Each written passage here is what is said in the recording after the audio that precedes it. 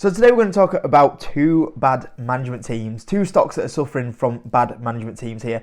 And as I always say on the YouTube channel, management teams break or make your investments.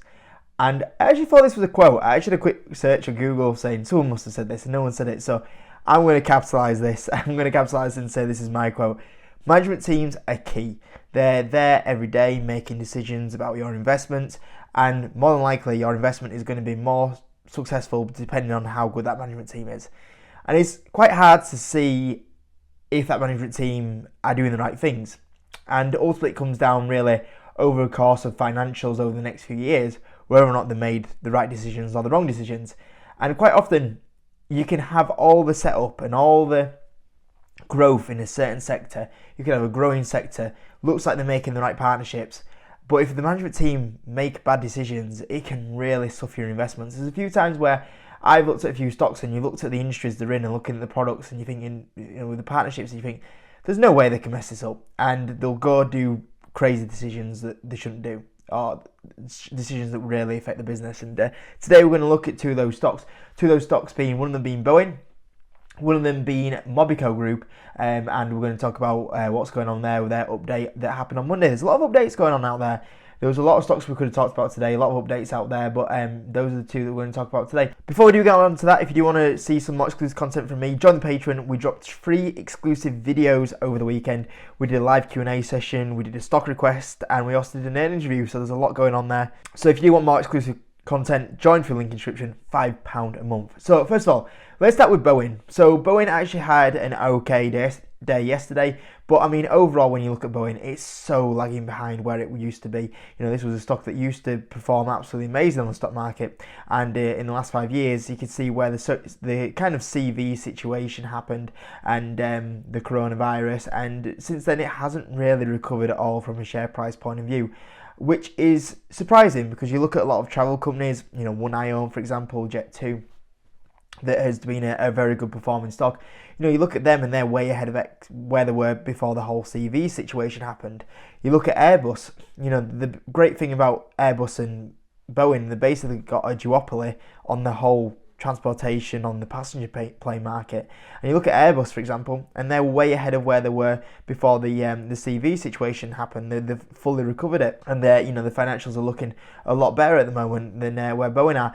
And it just shows you, you've got a company here that has a good management team, and the difference they made on share price, exactly the same sector. Basically, it's them versus Boeing, and the difference between a good management team and a bad management team. And Boeing have had that, and that's what's made them suffer. They've had the perfect setup where they've had a rebound through the CV situation, loads of people going on holiday, backlog of plane orders, and not being able to capitalise on it. And obviously, one of the first things we had was the obviously the Max 8 situation and the crashes that were caused by that, by the management team trying to save money, and ultimately led to people losing their lives. The recent ones, we've had the plane that cut out mid-air. We've had the door coming off, and that was a 3-week old plane, and a door comes flying off. It's absolutely insane. And obviously now it's kind of left to the point of view where the CEO has kind of walked out, and it's about time. When you, especially in an industry like this, when if you make mistakes, it can be absolutely major collisions and serious injuries and deaths as well. If in this sort of industry you can't make these sort of mistakes, and I think this is the correct decision that the Boeing CEO Dave Callahan has stepped down. I think it is definitely needed, because there's definitely a big changeover needed at Boeing. I mean, the thing is you do look at Boeing, and during 2015 and 2019, they had Dennis Muhlenberg as the CEO, and he was there for 4 years, and then obviously you had all the Max 8 crisis during that time frame. So it does show you that, during this time frame, things went wrong during that 4-year period, and even then bringing in a new CEO, the new CEO isn't always the resolver of the issue. They brought in a new CEO, and obviously during that time frame, Dave Callahan has exactly the same time period and just as many mistakes. So, I mean, it's probably the right thing, but it does show you that ultimate a CEO change isn't ultimately going to change it. It's quite hard sometimes to find the right person, and that's maybe sometimes why it's always easy to buy a stock that has got that CEO that has the track record of doing the correct things there. So yeah, I mean, it's one of those where I'm not really interested in buying Boeing. I think that I would want to see many years proven of the CEO to turn this one around now, because the damage that has been done to the reputation is absolutely huge. But at the same time, maybe you miss out on the share price gains. Maybe someone else takes the gamble that the new CEO can turn it around. But yeah, it's not looking good there. And that leads on to Mobico Group. Mobico Group, wow, what a week it's been for that stock. I mean, it's absolutely crazy to me to see that the share price is basically up in the last 5 days. I generally wouldn't have expected the stock to be up in the last 5 days. And the fact that the news that came out yesterday actually then recovered all the dip, where it was only down like a couple of percent, is crazy. Like, I can't believe the stock is holding up at these sort of levels. I don't know if the stock is holding up at these sort of levels just because the worst case scenario got priced in a few weeks ago when we first heard about some audit issues that was going on, or the fact that we kind of hit a bottom in the sellers, like our shareholders. The shareholders that are left here are kind of like, yeah, I'm going to see if they can, turn it around now. I don't know if there's anyone else that's getting, spooked by it, which is absolutely crazy. But, same again, we talk about management teams. We have a new CEO coming in November 2020. Obviously, the first kind of year was kind of just seeing it through the CV situation. We started getting into 22, 23, and obviously start 2024, and you start looking at the management team here and you're going, you've been in here for kind of 3 years and you're kind of falling behind of where you should be. And you look at what we had previously. We had Dean Finch, who moved to Persimmon, which was a quite surprising move at the time. But he's gone to Persimmon, and he was there since 2010. And under Dean Finch, this company was a proven track record of delivering financials. And now you're looking at a CEO that's kind of been in here for the last kind of 3-4 years now, and you're like, you're not showing the signs that you'd want to probably see in a CEO. An example of that is, first of all, the name change. There's something quite basic. I thought this was a horrible name change, but we'll let it off. We then start seeing profit warnings. I think this is the second or third profit warning we've had in the last 12 months. I think also there's got to be questions raised about the CFO. You can, understandably, in this environment, you can have periods of where, the financials are a little bit behind what we're actually expecting. The economy's a little bit weaker. We've had to put up with, wage inflation, cost pressures. You can understand them like getting some numbers wrong. But when you start doing 2 or 3 profit warnings, you're like, how have you got that so far wrong? That gets a little bit worrying. Then we've also had the dividend situation where, the dividend's going to come back, or it's not coming back. This is really poor. Like, from a CEO and a CFO point of view, like, I remember when this happened, and I remember saying, like, don't bring the dividend back. I know you really want to, and it might lift the share price in the short term, but we want to think about the financial game plan of the long term. The long term is get your profitability up, prove that the profitability is ramped up before you gamble on, it'll be okay, so we'll pay the dividend. Make sure it's back. Pay down a little bit of the debt. They had to take a bit of debt on during that, the whole CV situation. Pay that debt down a little bit, because the balance sheet is something that I don't like on this business. But pay the debt down, and then go back to the dividend in 2024, 2025 when that profitability is back.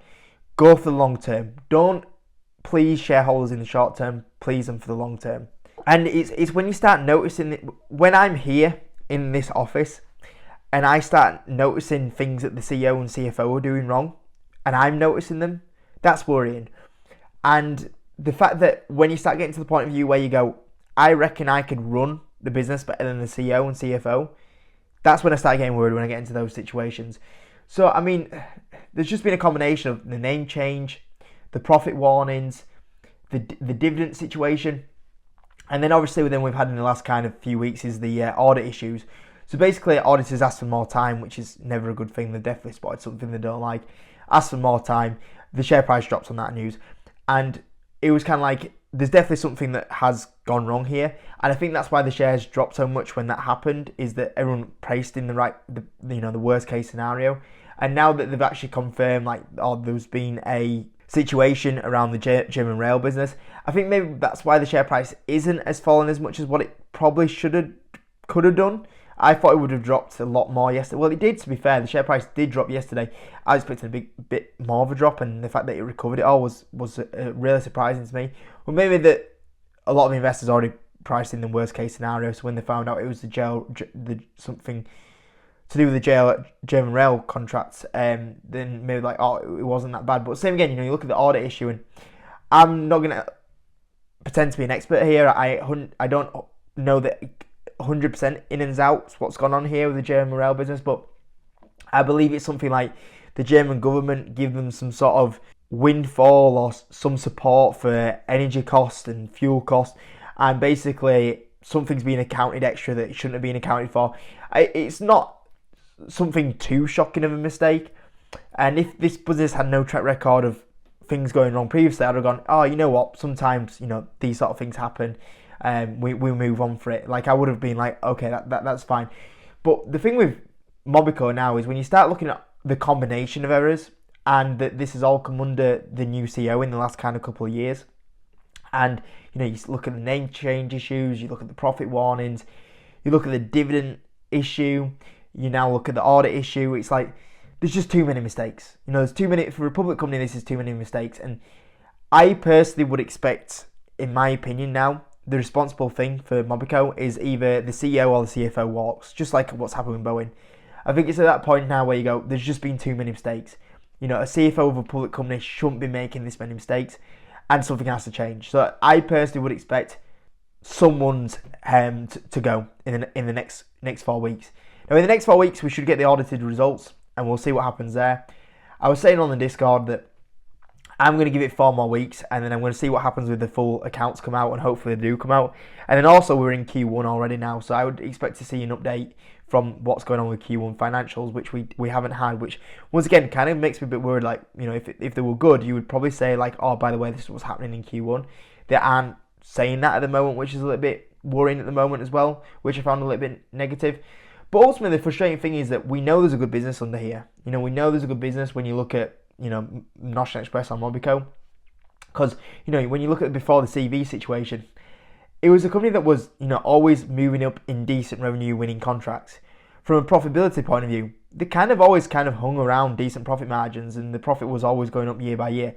50 million, 60 million, 100 million, 131 million, 141 million. And it was one of those that even if they didn't get to where they were before the CV situation, if the company was doing 80 million in profitability, this was worth the pickup. The problem is that they're not getting anywhere close to it at the moment, which has been the frustrating thing. Even though the revenue has recovered, they can't get the profitability up at the moment. And analysts are forecasting 71 million in profitability by 2024 and 85 million by 2025. I mean, if they do those levels of profitability, the business will do well, and I think the share price will perform. The problem is that we've just not seen the management team execute at all, getting close to those levels of profitability. And we know there's been issues. We know there's been issues around the inflationary pressures. I mean, we even saw the wage strikes as well. So we know that Mobico are and the driver shortages as well in America.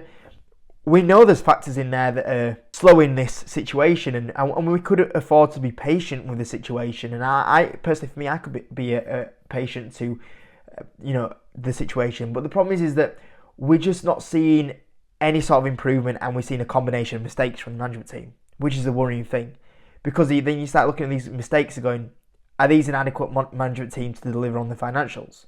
Can they get back to where the business was? And obviously the business was under an old CEO, so does this CEO have the ability to get back to these sort of levels? And when you start seeing these mistakes, that's when you get a little bit worried.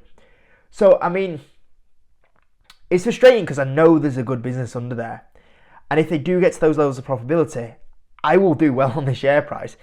The frustrating thing is looking at this management team and looking at the combination of mistakes that they've made at the moment, and that's where it gets frustrating as a shareholder, and that's why I expect one of them to go. I think the right thing is for one of them to go, or both of them to go. I think the management team needs a freshening up here. Someone needs to be accountable for the mistakes. From the share point of view, I mean, I don't have the confidence to buy at the moment with this management team, and they're not giving me any confidence either, going, you know what, we're going to buy some shares. They bought some shares, 9 months ago, and they were buying some shares. None of them have gone in now, even though the share price from when the last buy has fallen in half. None of them have gone in and bought any more shares, which once again is, as a shareholder, gives me no confidence to buy. So it's a bit frustrating because I don't personally want, I'm down about 30% on this position, and I don't want to sell it because I feel like there is a good business under here if it's run right. The problem is that I am lacking the confidence now in the management team in here to turn it around. I personally think, I'm not going to lie, yesterday I was quite close to selling the stock. My thumb was hovering over the sell button for a little bit, and I thought, give them just a little bit longer. I'll wait for the full accounts to come out, and then we'll know where they're exactly at with the profitability side of it. In another 4 weeks, we should get the full accounts according to them, and hopefully there's no more issues there. By then, hopefully we get like a bit of an outlook for the year. Hopefully we get a Q1 update, and then I kind of see, is there any more improvement going on in the recovery of the financials? If there's the delay in the accounts one again, that would be very worrying. And just see what they say going forward, and if there is that kind of improvement there. So I want to give it another few more weeks just to see if there's any more improvement in the financials when we get a few more information out and see what's going on. So yeah, I was close to selling, but I'm going to give them a couple more weeks. But I just feel like the management team, when you start looking at the amount of errors that they have made in the last especially the last 12 months, is worrying. And when you do start seeing these errors, maybe it's time to move away. But like I said, I feel like there is a good business, and I could quite easily see a new management team coming here. They could turn the business around, to where it was. We have seen it being a successful business. But yeah, that's kind of where we're at. So I wouldn't enjoy taking a 30% loss on this position. I mean, it's not end of the world taking a 30% loss, but it's just frustrating because I feel like it could do well. But just what the management team are doing at the moment just isn't good enough. But like I said, I'm going to give a few more weeks, see the updated financials, and then we'll go from there. But it's a prime example of management teams making or breaking investments, because if there wasn't these issues around the Mobico, the profit warnings, if there wasn't issues around the name change, the dividend mess up, you'd have a bit more confidence in holding it here. But it's just that they just don't seem to be delivering on what they're saying at the moment, and making a lot of rookie errors as well. So yeah, that's the video on Boeing and Mobico anyway. So yeah, just saying that's very much on the watch list, that we need to see an improvement there at the moment anyway. So hope you enjoyed the video, guys. See you in a bit.